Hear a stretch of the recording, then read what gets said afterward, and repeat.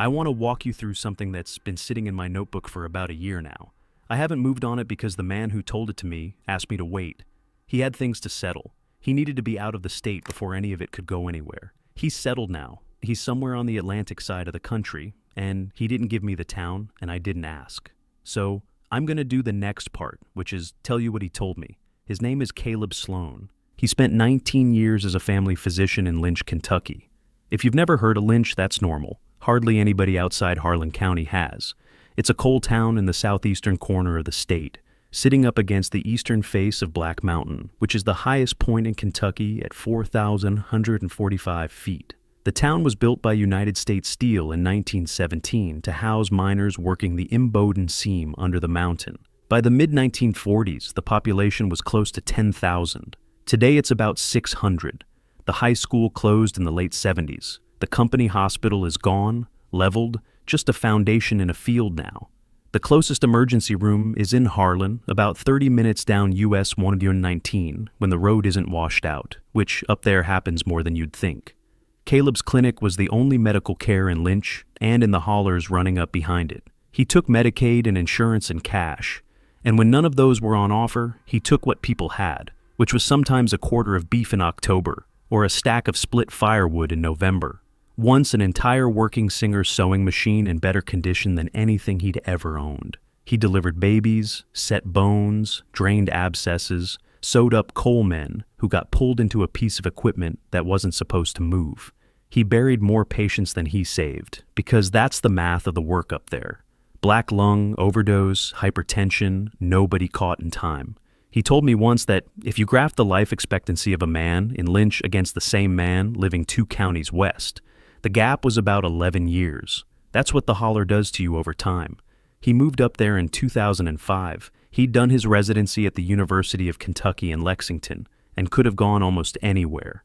His wife at the time, Jenna, was the one who pushed him toward rural service. She was a public health nurse and she had a vision for it. Lynch wasn't her first pick. Pike County was. But the National Health Service Corps placed them in Harlan, and Lynch was where the open slot was, so they took it. Jenna stayed for 4 years. Then she didn't. Caleb stayed because by then the town was his patients, and you don't leave 1,600 people without a doctor because your marriage didn't work out. That's who he is. That's the part you need to understand before anything else, because the decisions he made later, the ones I'm going to tell you about, those are the decisions of a man who stays. The first year was the hardest, he told me. Not because of the medicine, though the medicine was harder than residency had prepared him for. It was the social part. Lynch in 2005 still remembered the doctor before him, a man named Hubbard who had been there for 22 years and who had died of pancreatic cancer 6 months before Caleb arrived. Caleb spent his first winter being measured against Hubbard in every way a small town measures a new arrival. Did he know the families? Did he respect the way the older people wanted to be addressed, Mr. and Mrs.? Never first names until invited. Did he understand that a house call meant a house call, not a phone consultation, even if the patient lived 12 miles up a road that wasn't paved past the Second Creek crossing? He learned. He had a good ear for it. By the end of his second year, he had been adopted, more or less, by the older women of the Pentecostal church on Stevens Street, who started bringing him casseroles on Sundays and who would, when one of their daughters or granddaughters needed something, send the patient to him with a note pinned to her coat in case she was too shy to say what was wrong. It was that kind of practice. He told me he came to understand, sometime around year 3, that being the doctor in Lynch was less like running a clinic and more like being trusted with a key to several hundred locked rooms, and that the only way to keep the key was to never use it on a room you hadn't been invited into. The Begleys, he said, were one of those rooms. He had been treating them since his second month. He had not been invited into anything that mattered until 2019. He delivered his first Begley baby in 2007, a boy named Hadley, in the front room of the same farmhouse where Senna would later be born. Hadley's mother had been a Begley cousin who'd married out and come home, and the delivery had gone normally, and Caleb had not noticed anything because in 2007 he was not yet looking. The baby had been quiet, content, the color of him good. Caleb had written him up as healthy and moved on. He looked back at Hadley's chart in 2019, after Phoebe's phone call, and saw what he had not seen at the time: the newborn vitals, the 2-week visit, the 4-month, the 6-month, the year. Everything inside the normal range, and yet everything at the same edge of the normal range. Hadley's hemoglobin at 6 months had been a 14. That's high. Not impossibly high, just high. The kind of number a doctor logs and moves past, especially in a healthy infant. Hadley by 2019 was 12 years old and living up the holler, and Caleb had been seeing him twice a year for the entire intervening time, and had logged the slow, steady climb of his blood work without ever once asking the question. Now, here's where it starts.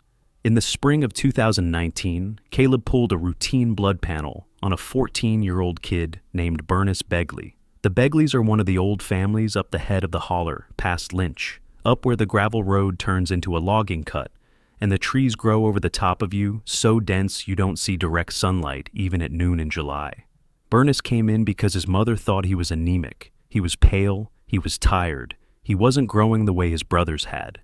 Caleb drew 2 purple top tubes, ran the panel through the small in-clinic analyzer he'd financed for $14,000 over 5 years, and got numbers back that he assumed were a malfunction. The hemoglobin was 21 grams per deciliter.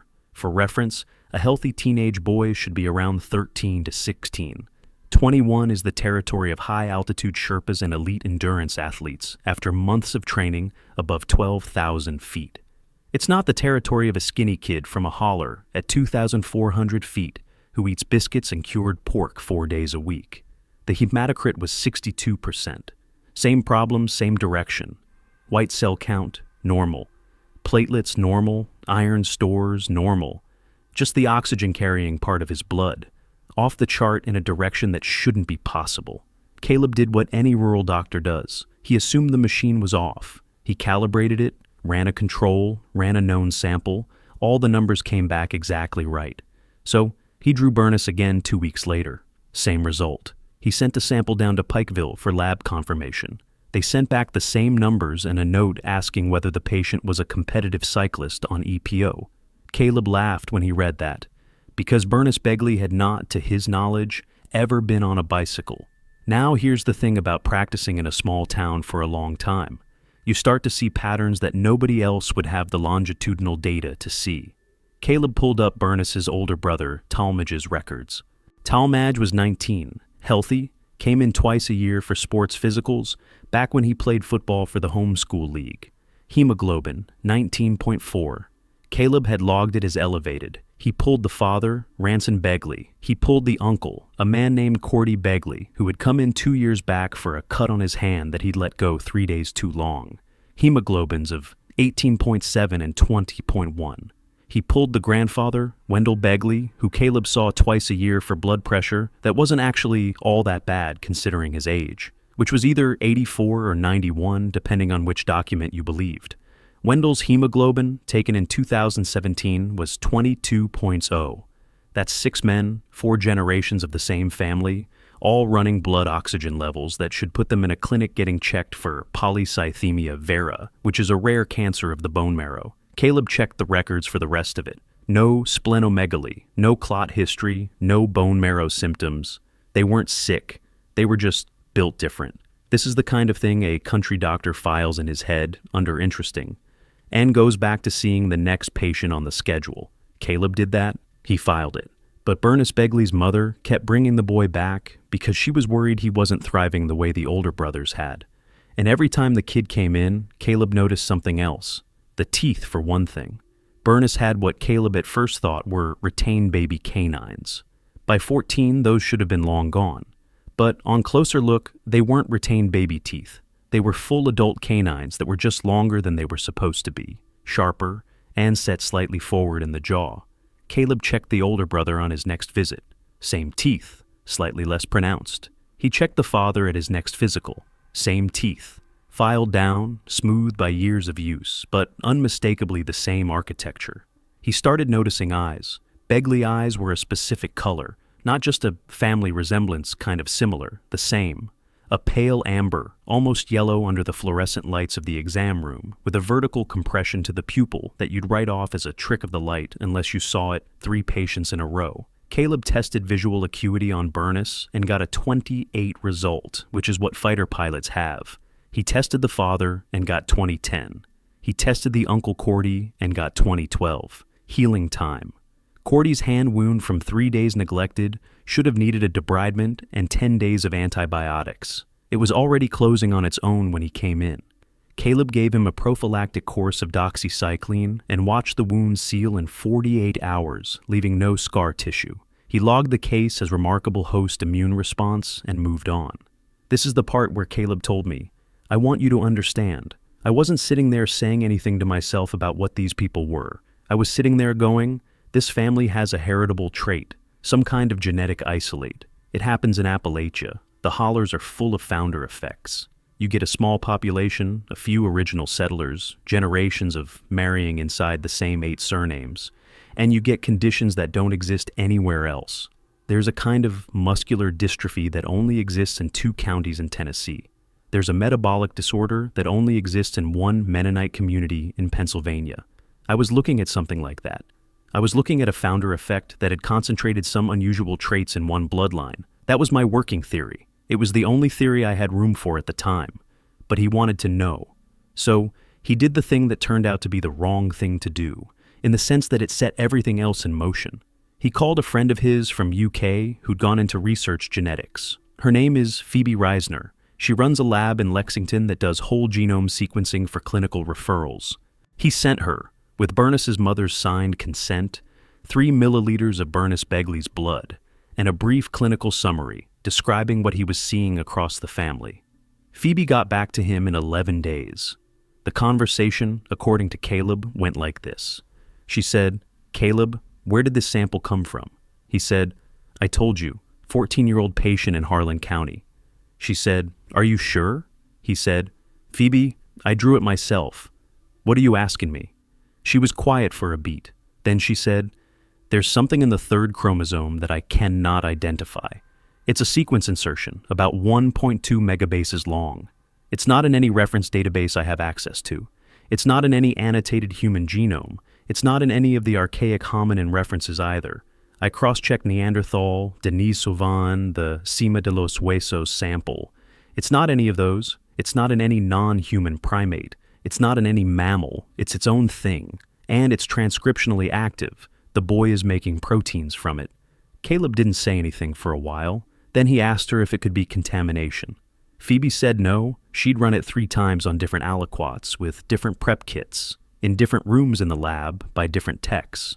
Same result. The insertion was real. It was in the kid's germline. It had presumably come from his parents. She said, "I want to sequence more of these people. Can you get me samples from the rest of the family?" Caleb told her he'd see what he could do. Then he sat in his clinic in the dark after everyone else had gone home, and he tried to figure out what he was supposed to do with what she'd just told him. This is around where I want to slow down and tell you what kind of doctor he is, because his reaction to this information is not what you'd expect. He didn't get on a plane to NIH. He didn't write it up for a journal. He didn't call a press conference. He sat there for about 3 hours, and then he closed up the clinic and drove home. And he didn't sleep that night. And the next morning, he went back to seeing patients. And he didn't say a word about it for almost a month. He told me, "I want to be honest with you about why. It wasn't because I had some grand theory yet. It was because I knew the Begleys. I'd been treating them for 14 years. I'd delivered 2 of Bernice's cousins. I'd sat at Wendell's kitchen table, eating cornbread, while he told me about his father working the number 31 mine in the 30s. They were my patients. They were my neighbors. Phoebe was a friend and a scientist and a good one. But she was in Lexington. And whatever this was, it lived in my town. And I felt very strongly before I even understood what I was feeling that I had to figure out how to handle it on my end before I let anybody else into it. So he did his own work for a month. He went back through every Begley chart in his system. He cross-referenced cousins, in-laws, distant relatives. He noticed something he hadn't noticed before. The trait did not show up in every Begley. It showed up in a specific subset. The ones with the teeth, the eyes, the hemoglobin, the healing. They were a sublineage. They were a branch off the main family tree, and you could trace it backward. The Begleys had been in that holler since the 1790s. The original land grant was issued to a man named Obadiah Begley by the state of Virginia in 1794 for service in the Revolutionary War. Obadiah had come down the Wilderness Road from somewhere around Abingdon. There was no record of where he'd come from before that. He'd married a woman whose name the records had as just Merwin, no surname, no origin. Their first child, a son named Crow Begley, was born in 1796, and from Crow forward, every generation had thrown one or two children with the trait, and the rest were unaffected. The trait carried through the maternal line preferentially. It had concentrated in certain branches and disappeared in others. He spent the month doing the kind of medical archaeology you only get to do in a small practice where you have been the only doctor for 14 years. He pulled up the photograph he kept on file of every patient he had ever delivered because he kept those, for himself, in a binder at home. He sorted the Begley photos by branch. He could see it once he was looking. The carriers had a particular set to the eyes, even as infants, a particular tilt to the upper lip, a way of holding the head, even at 3 days old, that the unaffected branches did not share. He went back through his physical exam notes. He had logged, over the years, dozens of small observations he had never connected. A Begley uncle's resting heart rate at 48, which he had logged as athletic. A Begley aunt's bone density scan that had come back well into the range you only see in young men who lift heavy. A Begley boy's healing from an appendectomy that had taken 5 days when it should have taken 3 weeks. None of these on their own had meant anything. All of them together, with the photograph binder open on his kitchen table, and the genealogy he had been sketching on legal pads, started to draw a portrait of a body that ran a little hotter than other bodies, that carried a little more oxygen, that repaired itself a little faster, that saw a little further into the dark. He cross-checked against other Haller families for comparison. The Mullenses had their own genetic quirks, including a kind of color blindness that ran through the male line. The Cornetts had a low rate of cardiovascular disease that Caleb had always assumed was diet-related and that he was no longer sure about. The Stidhams, who had married into the Begleys twice in the 1880s, had 2 carriers in the current generation that Caleb identified retroactively, both women in their 40s, both of whom had what he had logged as unusually robust constitutions. He could see it. He could see the shape of a thing that had moved through 130 years of marriages and births and burials in a small valley in Harlan County, and that had passed through his clinic over and over again without his understanding what was passing through his clinic. Caleb mapped it out. By the end of the month, he had a working pedigree going back 7 generations, 61 identified carriers across roughly 2 centuries. He had the gene, sort of, because Phoebe had identified the insertion. He had the inheritance pattern. He had the phenotype. What he didn't have was any idea what the insertion was for, what it coded for, what it did. Because while the hemoglobin and the teeth and the eyes were all suggestive of something, they didn't add up to a coherent picture. They were like the visible portion of an iceberg. There was a shape underneath that he couldn't see. That changed on a Tuesday night in October of 2019. Caleb got a call at his house at 2:18 in the morning. He told me he remembers the time because he wrote it on a notepad before he picked up the phone, which was a habit he had with after-hours calls in case anything came of it. The voice on the line was a woman he recognized, Lynette Begley, Bernice's aunt, Cordy's wife. She said her sister-in-law, Maybeth, was about to deliver. Maybeth was 41, which was already past where Caleb wanted any of his patients delivering at home. And she'd had a partial abruption with her last pregnancy, which was the kind of history that should have had her in a hospital with an OB and an OR down the hall. Caleb asked Lynette why she wasn't calling 911. Lynette said the family had decided to do the birth at home.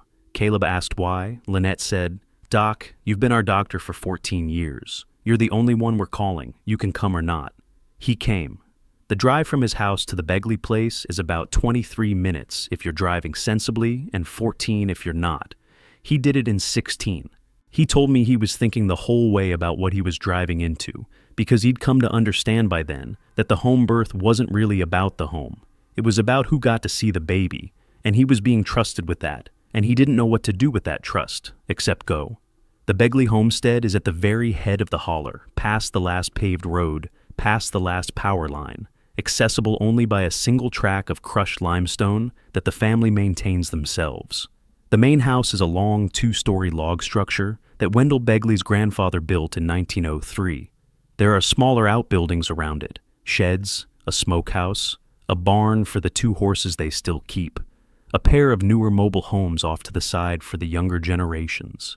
When Caleb pulled up at 2:34, every window in the main house was lit with kerosene, and the front porch was packed with men. He counted 9, all of them Begleys, all of them watching him get out of his truck. Wendell Begley was on the porch in a chair, wrapped in a blanket. He'd been getting frailer over the last year. Caleb had been treating him for a slow cardiomyopathy that was eventually going to take him. Wendell raised one hand off the arm of the chair when Caleb came up the steps. He didn't say anything. None of them did. Lynette opened the front door, and Caleb went inside. The room where Maybeth was laboring was the back bedroom on the first floor, which the family had set up for it days in advance with clean sheets and basins of boiled water and a stack of folded towels and a kerosene lamp turned up bright. Maybeth was on the bed. Her husband, a man named Reese Begley, was holding her hand. 2 older women, both of them I think aunts or great-aunts, were on the other side of the bed. The mood in the room was not panic. It was not the chaos a home birth usually has when things are going badly. It was something closer to the mood of a vigil. Caleb did his job. He examined Maybeth. The baby was crowning. She was about 8 centimeters and progressing fast. Heart tones on the fetal stethoscope were good. He set up his kit. He scrubbed in. The 2 older women watched him the whole time with what he later described to me as a kind of careful evaluation. The way you watch a stranger handle something fragile that belongs to you. The baby came at 3:51 in the morning. A girl, 6 pounds, 2 ounces, pink, screaming, alive. APGAR of 9 at 1 minute, 9 at 5. By every metric, a healthy newborn. Except for one thing. Caleb saw it as he was clamping the cord. The infant's eyes were open, which is not unusual. Newborns open their eyes. What was unusual was that the irises were already pigmented, which they're not supposed to be. Pigmentation in human infants takes weeks to months to develop. This baby was looking up at him with eyes that were fully colored at the moment of birth. And the color was that pale amber yellow he'd seen in every adult carrier in the family, with that same vertical compression to the pupil that you'd swear was a shadow until the second one did exactly the same thing. He told me he kept his face neutral. He wrapped the baby and handed her to Maybeth. He cleaned up. He documented everything in his portable chart. He gave Maybeth the postpartum instructions she'd heard 4 times before. He packed his kit. On his way out, one of the older women stopped him in the hall. She put her hand on his arm. She was probably 80. Her hand was cold. She said, very quietly, so the others wouldn't hear, "Wendell wants to talk to you, not now. Come back Sunday at noon. Come by yourself." Caleb said, "Okay." He went out to the porch. Wendell was asleep in his chair, or appeared to be. The other men had thinned out. He drove home and got to his house at 4:47 and didn't sleep at all. He went back on Sunday at noon. This is the part where I keep coming back, because of what Wendell told him. And I want to give it to you the way Caleb gave it to me, which was slow, and with a lot of pauses, and with a sense that he wasn't entirely sure how much of it he believed, even after all the years he'd spent since. I'm going to pause here for now. I need to gather myself for the next part because the next part is where the rails come off the rest of this. Just understand the shape of what I've told you so far. A doctor in a small Kentucky coal town treating an extended family for almost 2 decades. A child's blood panel that didn't make sense. A genetics lab in Lexington finding a chunk of DNA in that child that doesn't appear anywhere else in the natural world. A newborn delivered in a back bedroom by kerosene lamp, who came out looking at the room with eyes that shouldn't have been pigmented yet. And a 91-year-old man on a porch in a blanket who wanted a private conversation about it. That was October of 2019. What I'm about to tell you happened over the next 4 years, and it ended with Caleb Sloan shutting down his clinic, signing his house over to his oldest patient as a parting gift, and driving east toward a coast he'd never lived near where he is now, and where I hope he stays, because the alternative is what we're about to get into. So, Sunday at noon. The drive up the holler that second time was different from the first one, Caleb told me, because he knew where he was going, and he knew, more or less, what he was being asked to come for. He just didn't know yet what shape the conversation would take. He brought nothing, no kit, no chart, no notebook. He'd left his phone in the truck at the bottom of the gravel road, because there was no signal up there anyway, and he didn't want it on him.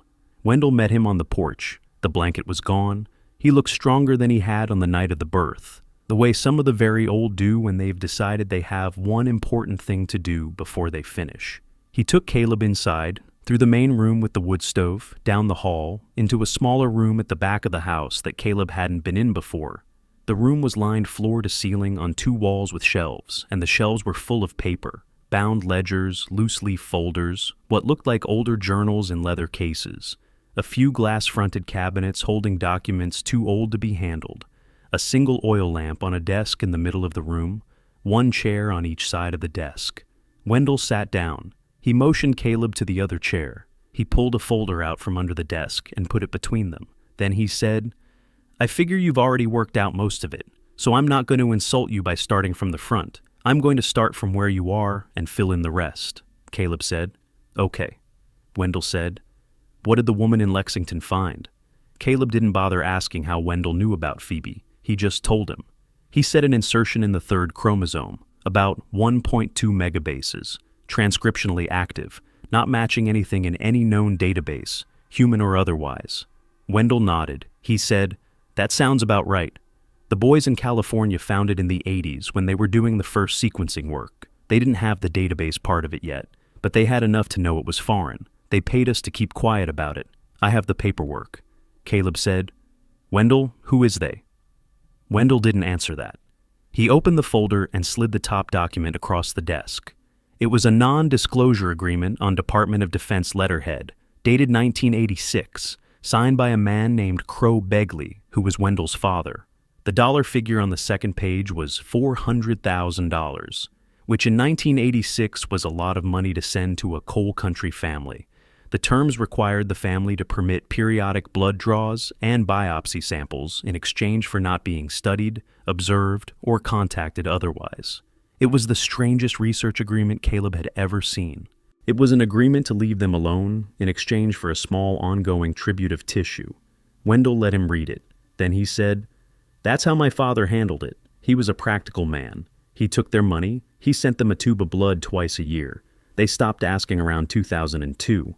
I don't know why. Maybe whoever was running it retired and the file got lost. Maybe they got what they needed. Either way, we haven't heard from them in 20 years. But the point is, this isn't new. Other people have found out before. The family has dealt with it before. You're not the first." Caleb said, "What is it, Wendell? What are you?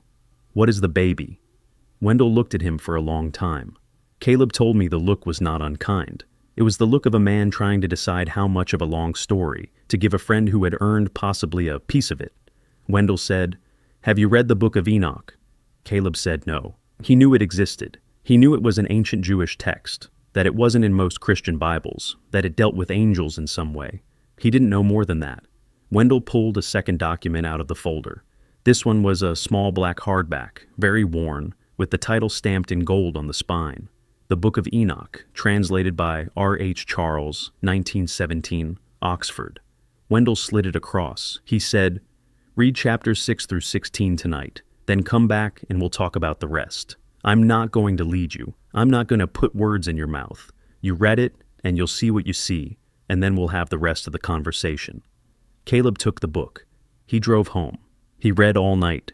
I'm going to tell you what's in those chapters because most of you have not read the Book of Enoch, and you need to understand what Caleb was looking at when he closed the book at 5 in the morning and sat at his kitchen table with the gray dawn coming up over the ridge. The Book of Enoch is one of the oldest religious texts in the world.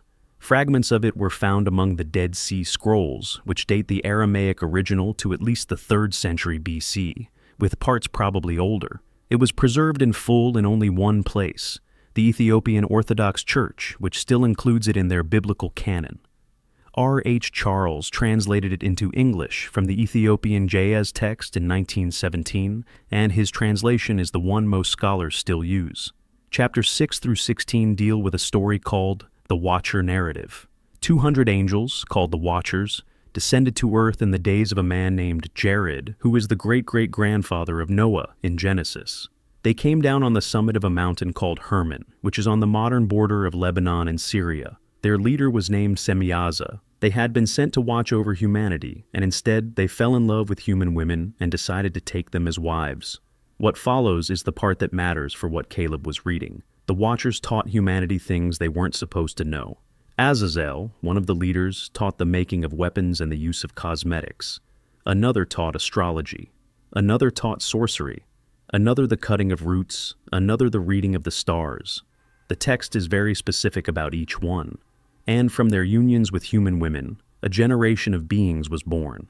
The text calls them the Nephilim. Giants. The translation Charles used describes them as 3,000 ells tall, which is a figure that has been disputed since the text was first studied, with most scholars now thinking the original was probably 300 cubits, which is still about 450 feet. The number is symbolic. What matters is that they were not human. They were hybrids, and they ate everything humanity could produce, and when there was nothing left, they turned on humanity itself. Then comes the part that I think hit Caleb hardest. Chapter 15. After the flood destroyed the Nephilim's physical bodies, their spirits did not go to the underworld the way the human dead did. They were caught between, because they were neither fully human nor fully angelic. The text says, and I want to quote this, because it's the part Caleb circled in his copy. The spirits of the giants afflict, oppress, destroy, attack, do battle, and work destruction on the earth, and cause trouble. They take no food, but nevertheless hunger and thirst, and cause offenses. The text says, these spirits would remain on the earth until the end of the world, that they would seek refuge, that they would seek bodies, that they would find places to settle. Caleb closed the book at 5 in the morning. He sat at his table. The thing he kept coming back to was not the giants. It was the line about the spirits seeking bodies and finding places to settle. He made coffee. He drank it standing at the kitchen window, watching the light come up. He thought about what kind of man he was before the book, and what kind of man he was going to be after. He understood that the answer was already different, that something had been moved a few inches inside him during the night, and that the move was not going to undo itself. He had a patient at 9, a 60-year-old miner with a back that was going. He went to the bathroom and shaved. He put on a clean shirt. He drove to the clinic and saw the patient at 9 and 4 more patients after that. And at noon, he closed the door of his office and called the Begleys and told Wendell he was coming back up the holler that afternoon. He drove back up to Wendell's that afternoon. This is where I want to be careful about what I'm telling you, because what Wendell said next, I am telling you secondhand from Caleb, who heard it firsthand from a man whose family has been keeping their own oral history for over 200 years. I cannot verify it. Caleb couldn't verify it. The family believes it. That's all I can offer. Wendell told him the story this way. He said the family had always known that they were not entirely from where everyone else was from. The original ancestor, Obadiah Begley, the one who'd come down the Wilderness Road in 1794, had married a woman the records called Merwin. She was not a settler's daughter. She had come out of the deep mountains alone, with no surname and no people, and she had married into the Begley line, and her children had carried something forward that was hers and not Obadiah's. Wendell's grandfather had been told by his grandfather that Merwin's people had been in those mountains for as long as the mountains, and that they had come there from somewhere else, from across the water, generations before any European had ever crossed it. They had moved through the high places, the ridges, the deep timber, the caves. They had survived because they had stayed away from people. And when the Europeans had come, in the early 1700s, with their guns and their disease, Merwin's people had been reduced. The ones who survived had been the ones who could pass for human enough to marry in. Merwin had been one of those. Wendell said, I don't know if I believe the back end of that story. I don't know if my great-great-grandfather believed it. But I know what the front end of it is. I know what we are when we shed it down. I know what my daughter's daughter's daughter is going to be when she's old enough for it to come on her. And I know the family has been holding it together for 9 generations, without anyone outside knowing, and I am going to keep it that way for the rest of my time, which is not long. And I am asking you, because you have been a good doctor to my people, and because you have figured most of it out already, to help us keep it that way after I am gone. Caleb said, What does that mean? Help you keep it that way. Wendell said, You stop sending blood to your friend in Lexington. You let the carriers come and go from your clinic without writing anything down that anyone else can find. You sign the baby's birth certificates as healthy newborns, and you do not mention the eyes, and you do not mention anything that comes up later. And when somebody from outside starts asking, you tell us, and you tell them whatever you have to tell them to make them go away. Caleb said, And in return.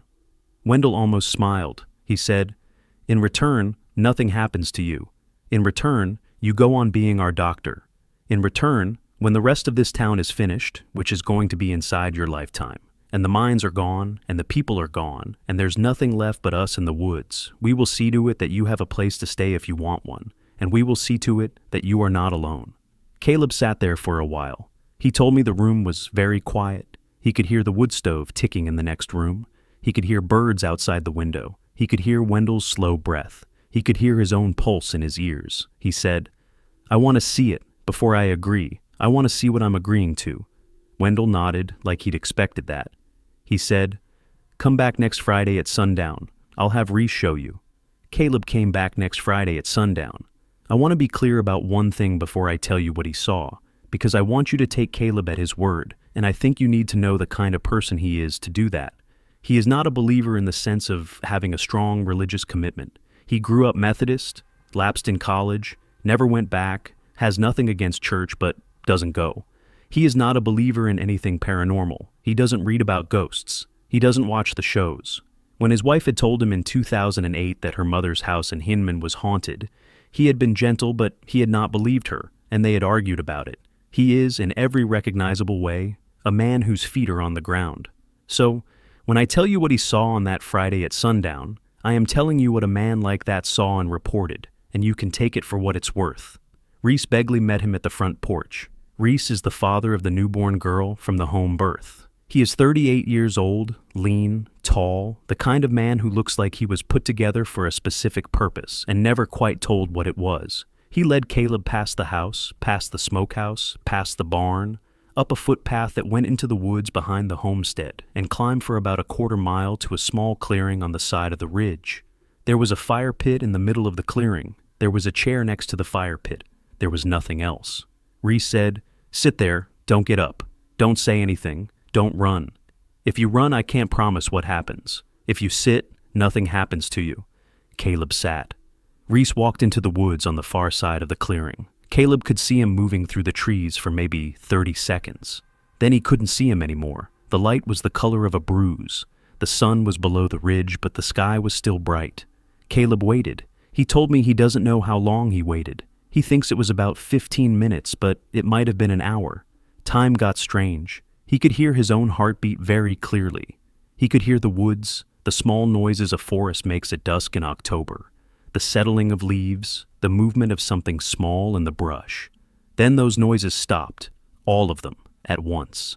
The way they will when a hawk goes overhead, except a hawk passes in a few seconds, and the noises start back up, and these did not start back up. Then something came out of the trees on the far side of the clearing. Caleb's first impression, he told me, was that it was the wrong height. He couldn't get the proportions to make sense in his head. It was tall. He guessed 7 feet, but he wasn't sure, because the way it stood was not exactly upright.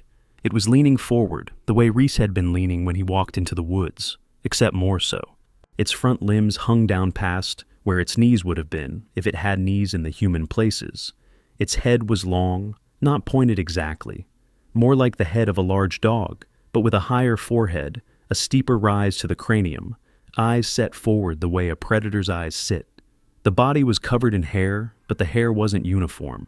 There were patches that looked like exposed skin, gray and lined, around the joints. The smell came across the clearing a second later, and it was not the smell of an animal. It was the smell of a man who had been working in the heat and hadn't bathed, with something underneath it that was musky and meaty and warm. It stood at the edge of the clearing. It looked at Caleb. The eyes were the Begley eyes.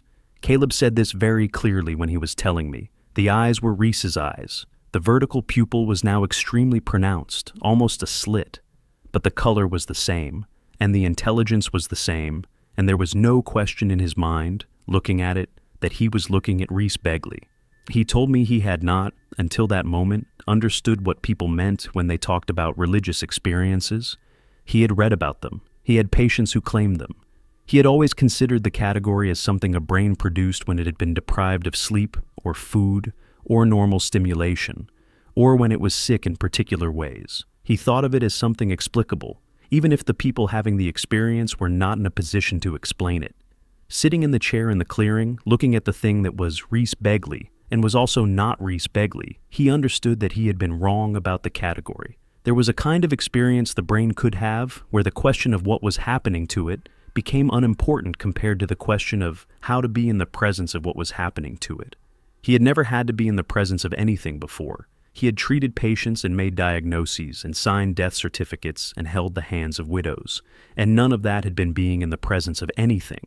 This was being in the presence of a thing that was looking back at him and weighing him, in the same way a person weighs another person, but with a deeper and older set of scales. The thing he kept noticing was that it was breathing, not panting, not laboring. Breathing the way a man breathes who has just walked up a steep hill and is recovering. The chest rose and fell at a rate slower than a person at rest, deeper than a person at exertion. The breath came out in a faint cloud in the October cold and dissipated and came again. He could smell it on each exhale, the warm meat and the underneath of something he could not name. He counted the breaths without meaning to. 7 of them. Then he lost count because the thing's head moved, just slightly, the angle changing in a way that suggested it had finished some internal process. The decision had been reached. The recognition had landed. Caleb understood, without the thing doing anything to communicate it, that he had been accepted. It did not approach. It stood there for what Caleb estimated was 3 minutes. It made one sound, low in the chest, a vocal sound that was not a growl, was not a word, was something in between, a kind of acknowledgement. Caleb did not move. He told me he wanted to move, the way you want to move when you are about to fall off something high, the body wanting to do anything other than sit still. But he did not move. He understood that the deal he had been offered required him to sit still, so he sat still. Then it turned and went back into the woods. Caleb heard it moving through the brush for a few seconds, and then those noises faded, and a few minutes after that, the regular noises of the forest started back up. The birds, the leaves, the movement of small things. 20 minutes later, Reese came back out of the woods on foot, fully dressed, fully human, breathing a little hard. He looked at Caleb. He said, "You okay, Doc?" Caleb nodded. He couldn't make his throat work yet. Reese said, "I'm sorry about the smell. I know it carries." They walked back down to the house in silence. Wendell was on the porch when they got there. He looked at Caleb. He said, "Do you understand now?" Caleb said, "I think so." Wendell said, "Are you in?" Caleb said, "I'm in." That was October of 2019. The next 4 years, Caleb told me, were the most ordinary years of his medical career, in the sense that nothing visible changed and he went on doing the work the way he had always done it. He saw patients, he delivered babies, he set bones, he sewed up miners, and he carried inside him the thing he had agreed to carry, which was the knowledge that one of the families he was treating was something other than the rest of his patients, and that his job was to be the seal that kept that knowledge inside the hauler. He stopped sending samples to Phoebe. He told her he'd been wrong about the family, that the elevated hemoglobins were a benign founder effect, probably caused by something dietary, that he was sorry to have wasted her time. She didn't believe him. He could hear it in her voice. But she let it go because she was a good friend and she trusted him, and she had other things to work on. The 1.2 megabase insertion went into a file in her lab, anonymized, labeled as a sample of unknown provenance. As far as Caleb knew, it's still there, sitting in cold storage, waiting for someone in another decade to pull it out and not be able to identify it either. He started carrying the Begleys' medical records on paper. He'd write them up by hand in a separate set of charts that he kept in a locked drawer in his house. The electronic records said what they needed to say to satisfy the insurance company and to be useful to any covering provider. They did not say anything that an outside reader could string into a pattern. Birth certificates, the same. The newborn Begley girl, named Senna, born October 2019, was registered as a healthy infant with no remarkable findings. Caleb has signed off on 3 more Begley births since then. Same pattern, same notes, same eyes at birth. The harder part, he told me, was the patients themselves, because once you know what someone is, you cannot unknow it. He would be doing a physical on Cordy Begley, the uncle with the fast-healing hand, and he would be aware of every shift in the man's posture, the way his shoulders sat, the way his canines came together when he closed his mouth. He would be aware that he was treating a person who was, for parts of his life, not a person in the conventional sense. And Cordy would be aware in turn that Caleb knew, and that awareness would sit between them in the exam room like a third presence, and the visit would proceed normally, and the bill would be sent, and life would go on. He learned things slowly, over the 4 years, about the timing of it, when it happens. How often.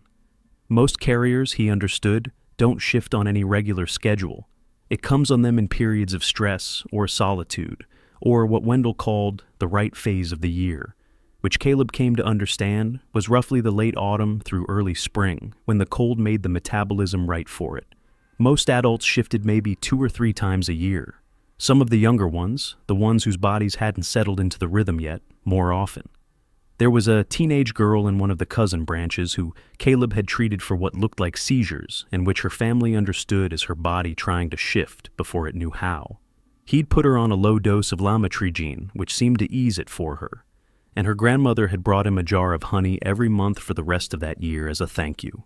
There was an older man too, a Begley by marriage named Zell, who had taken his wife's family name when he came into the holler in the 1970s, who had come to Caleb in the spring of 2022 with what looked like a serious vascular event. He had been splitting wood in his yard and had collapsed. His son had brought him in. Ezel was 71. His blood pressure on intake was 220/130. His pulse was 178. His eyes were not the Begley eyes, because he was not a carrier himself, but he had spent 50 years married to one, and Caleb had been treating him for a long time, and he saw immediately that this was not a stroke. This was something else. Ezel's wife arrived 10 minutes after the son. She took one look at him on the exam table and asked Caleb to step outside. In the hallway, in a low voice, she told him that Ezel had been with one of the carriers a few hours earlier, helping with something the family didn't talk about in front of outsiders. She didn't say what. She didn't have to. She said it had been too long since the last time Ezel had been around it, and his body was reacting to the proximity in a way that her body did not. She said it sometimes happened with the spouses. She asked Caleb if there was anything he could do to bring the pressure down, without anyone asking questions about why the pressure had gone up. He gave Ezel a beta blocker by injection and watched the numbers come back to almost normal over the next 40 minutes. He logged the visit as a hypertensive episode of unclear etiology. Ezel went home that night and slept for 14 hours and was back to himself by morning. Caleb thought about that case for weeks afterward. He thought about what it meant that the bodies of the people around the carriers, the husbands and wives, and the very close friends also reacted, at the cellular level, to whatever the carriers were when they were not in their human form. It was as if the trait did not stop at the skin of the person who carried it. It cast a kind of field. It pulled on the people in proximity to it, the way a heavy object pulls on the space around it. He never wrote that down anywhere. He just sat with it, the way he sat with most of what he learned about the family, quietly, on his own time, in the back of his head. The places they went when they shifted, the high ridges, the deep cuts of timber back in the Cumberland that nobody hiked because nobody hiked back there anyway. The old strip mine reclamations where the trees had grown back wrong and crooked. There is a stretch of land on the backside of Black Mountain, accessible only by a logging cut that hasn't been maintained since the 70s, where the soil has a strange reddish cast to it, and where the underbrush grows thick and tangled in a way that doesn't match the rest of the forest. Caleb went up there once on a Saturday in the summer of 2021 because Cordy had told him about it and he had wanted to see it. The thing he noticed first was that there were no birds. He stood in that clearing for almost an hour and he did not hear a single bird call. The second thing he noticed was the bones, not piles of them, just the occasional rib or jaw or vertebra, half buried in the leaf litter, picked clean a long time ago. Deer mostly. A few elk. One that he was pretty sure was a black bear skull, the upper canine still seated in the bone. He didn't pick anything up. He didn't take pictures. He stood there long enough to understand that this was a place that was used, that had been used for a very long time, and then he walked back to his truck and he drove home and he didn't tell anyone he'd been there, not even the family. The Begleys had been moving through that landscape in that form for 9 generations. The carvings on the trees Caleb had occasionally noticed on house calls, the deep parallel grooves 7 or 8 feet up the trunks that he had once written off as bear damage. Those were not bear damage. They were Begley markings, territory, identification, the way a family in another setting might carve initials on a porch beam. Other families in the holler knew, not all of them, but enough. The older ones, the families who'd been there as long as the Begleys, the Mullenses up the next holler over, the Cornets on the ridge above, a couple of the halls down toward Cumberland. They knew because their own grandparents had known. They didn't talk about it. They didn't share it. They just understood that the Begleys were the Begleys, and that the Begleys had their ways. The arrangement, in other words, was older than Caleb. It was older than the clinic. It was older than the town. He had been brought into a thing that had been functioning quietly for over 2 centuries, and his job was to be the next link in it, for as long as he was willing to be. The thing he wasn't ready for, he told me, was how much he came to love them. Not in any complicated way. In the way you come to love your patients when you have been treating them for a long time. He loved Wendell, who died in March of 2021 at 92 or 99, depending on which document you believed, and whose funeral was held in the front yard of the homestead, and at which Caleb stood next to the family and said nothing, because there was nothing he needed to say. He loved Cordy and Lynette, who had him over for dinner every couple of months and didn't make a thing of it. He loved Senna, the baby from the home birth, who grew into a quiet 4-year-old with her father's eyes, and who would come into the clinic for her well-child visits and look at him with that careful evaluating expression that Caleb had first seen on the older women in the back bedroom, and who would let him listen to her heart and feel her belly and look in her ears, and who would say at the end of every visit in a small, clear voice, "Thank you for taking care of me, Dr. Sloan." He told me, "I'm not going to pretend the arrangement is simple. I'm not going to pretend that what I'm describing is right by any standard you could apply from outside. I'm telling you, it was what was in front of me, and I made my choice, and I lived with it, and I would make the same choice again. There are people in that holler who are not what the rest of the country thinks of as people, and they did not ask to be what they are, and they have built lives anyway, and they have raised children, and they have fed each other through bad winters, and they have done what families do. I'm not going to sit here and judge them. I'm not going to sit here and say I should have called Phoebe back. The world that would have come for them is not a kind world. They know that. They have the paperwork from 1986 to prove it. They know what happens when somebody finds them. So they hide. And I helped them hide. That's what I did. Okay, so that was the 4 quiet years. That was the steady state. And the steady state would have continued, in Caleb's account, indefinitely, if not for what happened in August of 2023.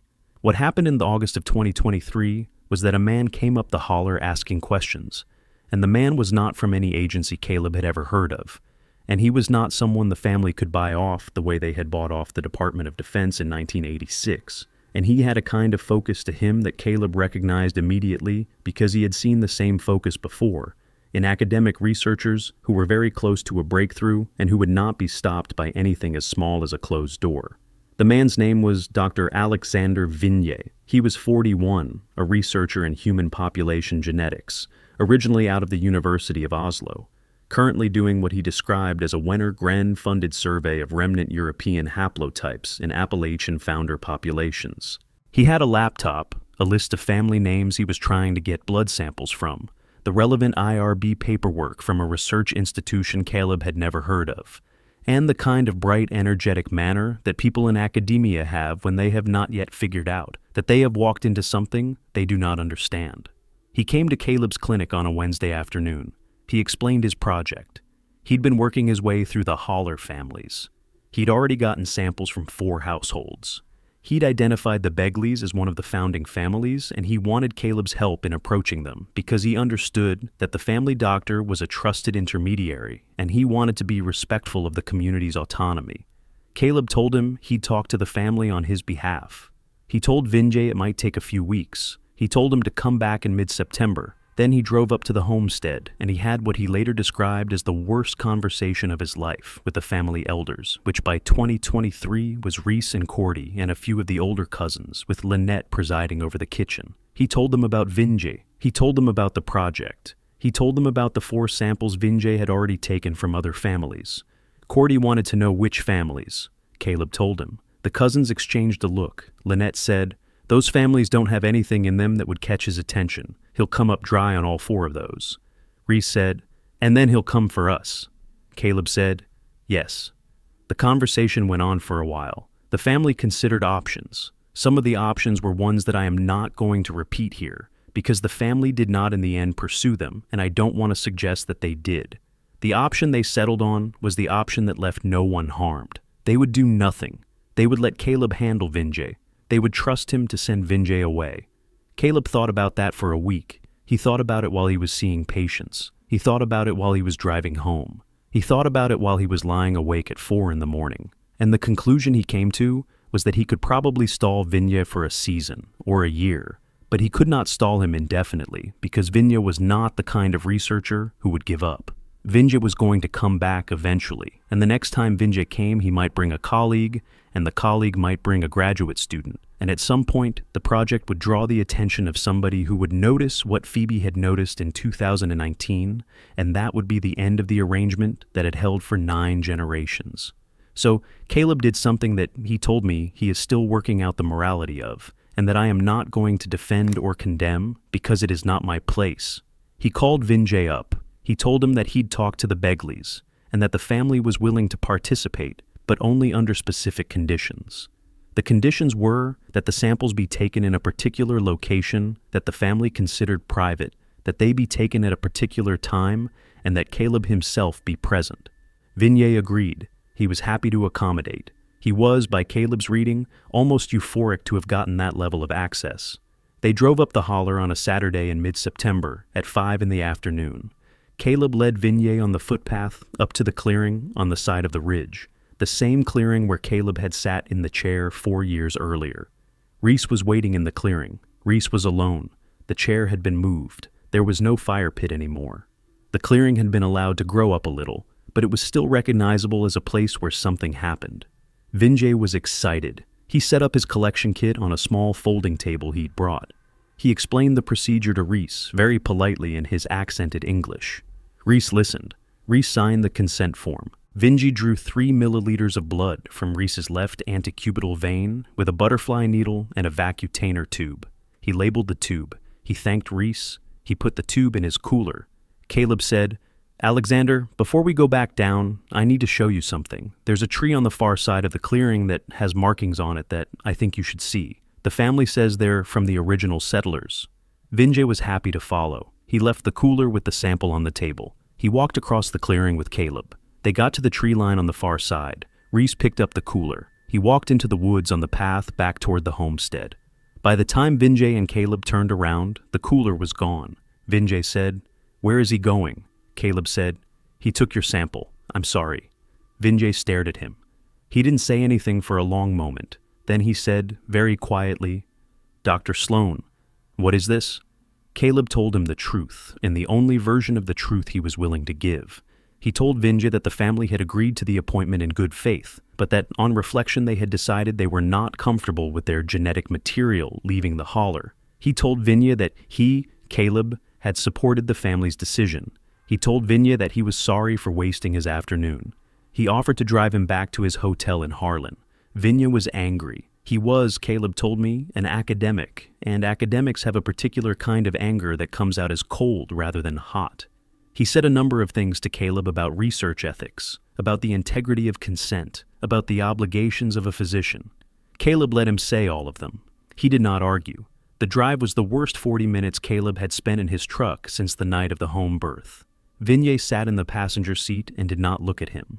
They came down the gravel road and onto the paved road and through Lynch and past Cumberland, and Vinye made his case, methodically, the way a man does when he is angry, but trained to argue rather than fight. He talked about the years it had taken him to design the protocol. He talked about the funding committee in Stockholm that would have to be told that a key sample had been compromised.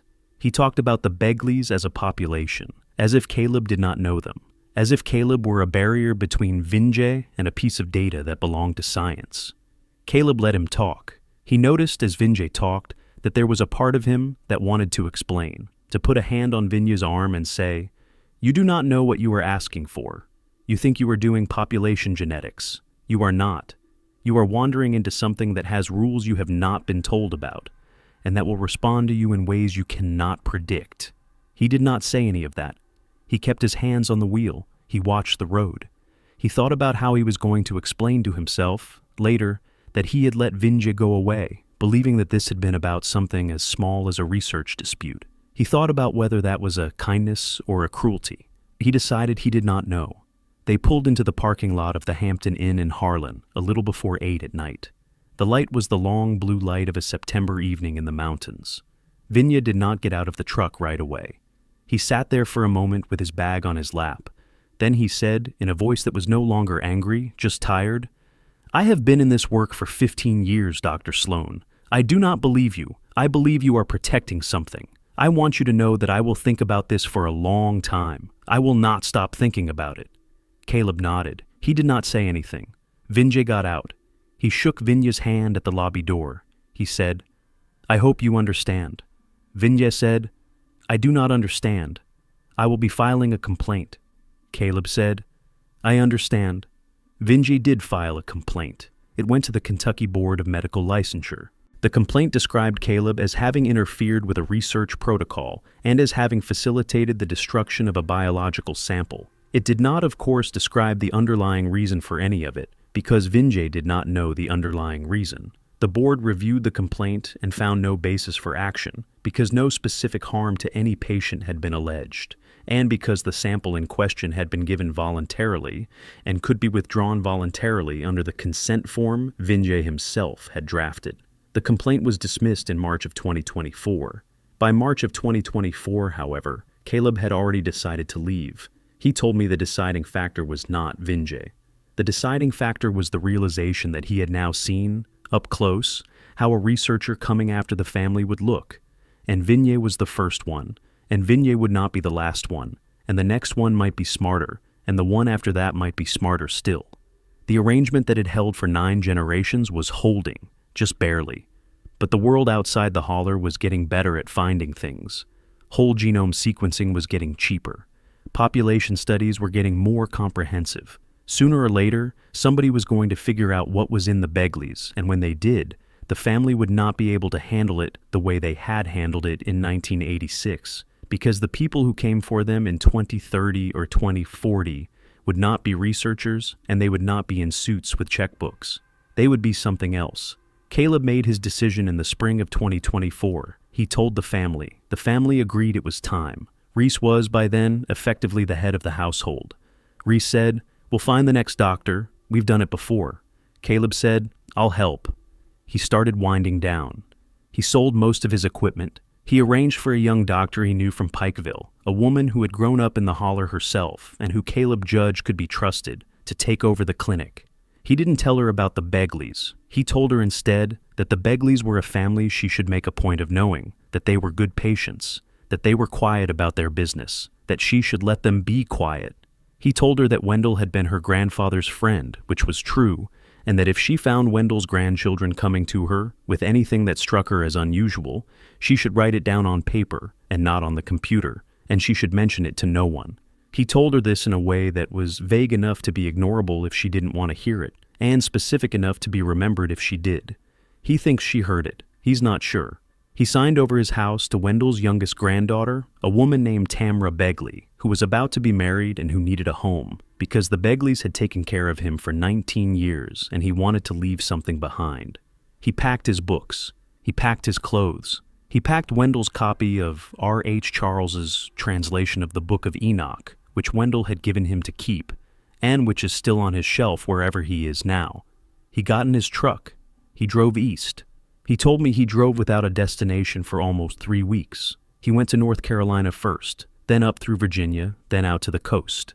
He found a small town. He didn't tell me which one. He has a small apartment. He is not practicing medicine anymore, at least not officially.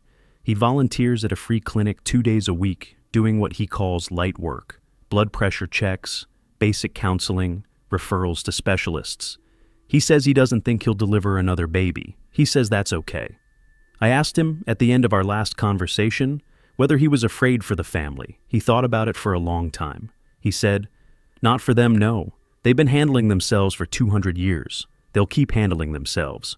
I'm afraid for the people who go looking. I'm afraid for the next Alexander Vinjay. I'm afraid for the next genetics graduate student who decides that the holler families are an interesting research population. I'm afraid for them, because the family did not retaliate against Vinjay. The family let him go. The family is a family, but there are limits to what a family will tolerate, and I do not know where those limits are, and I do not want to be the doctor who is in the holler when somebody finds them."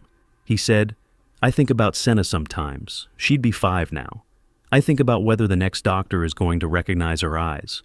I hope not. I hope she gets to grow up the way Wendell did, with the family around her, and a doctor who doesn't ask questions, and the woods to disappear into when she needs to.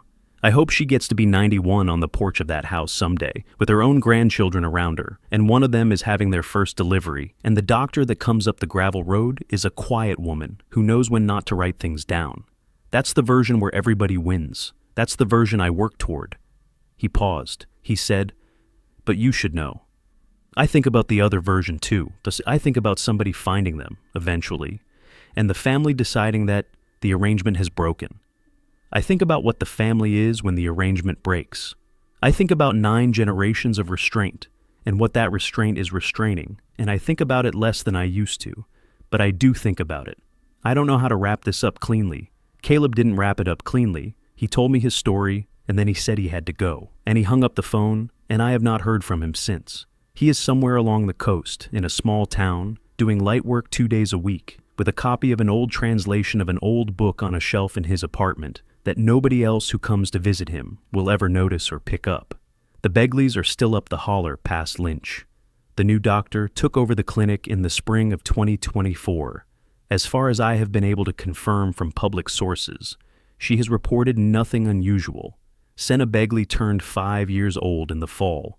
Her well-child visit was recorded as normal.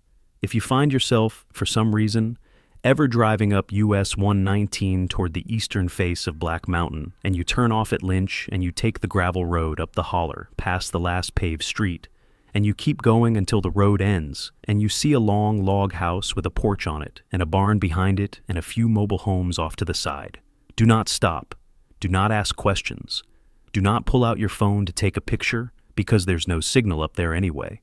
But mostly because the family on that porch has been watching the road since before your great-grandfather was born, and they have a clear understanding of who belongs on it and who does not, and they will know, before you have come to a full stop, which one you are. If they wave you off, wave back, and turn the truck around, and go back down the way you came. The arrangement is still in place. The family is still holding the line they have been holding for 9 generations, in a small Kentucky coal town that almost nobody remembers, against a knowledge that most of the world is not ready for, and will not, in their lifetimes or yours, be ready for. The book on Caleb's shelf is still open to the same chapter it has been open to since he closed it that morning in 2019. The spirits in chapter 15 are still doing what the text says they do. They are still seeking refuge. They are still seeking bodies. They are still finding places to settle. They have settled. They have been settled for a very long time. You do not have to believe me. Caleb didn't ask me to make anyone believe him. He just asked me to tell it once, when he was far enough away that it couldn't reach back for him, and to tell it in a way that didn't draw a line back to the holler, and to be careful about which names I used. Which is why some of the names in what I just told you are not the names of the people Caleb was actually treating. Although the family is real, and the holler is real, and the doctor is real. That's the story. That's what I've got. Do with it what you want. Just understand that there are some hollers in this country that have been there longer than the country has, and that there are some families in those hollers that have been there longer than the families they look like, and that if you go looking for them, you might find them, and they might let you go. The way they let Alexander Vinje go, the way they have let almost everyone go who has come looking in 200 years. Or they might not. The arrangement is the arrangement until it isn't. And the only person I knew who understood the difference between the two was a country doctor named Caleb Sloan, and he is not in Kentucky anymore, and he is not coming back. That's all I have for you tonight. Sleep well, if you can.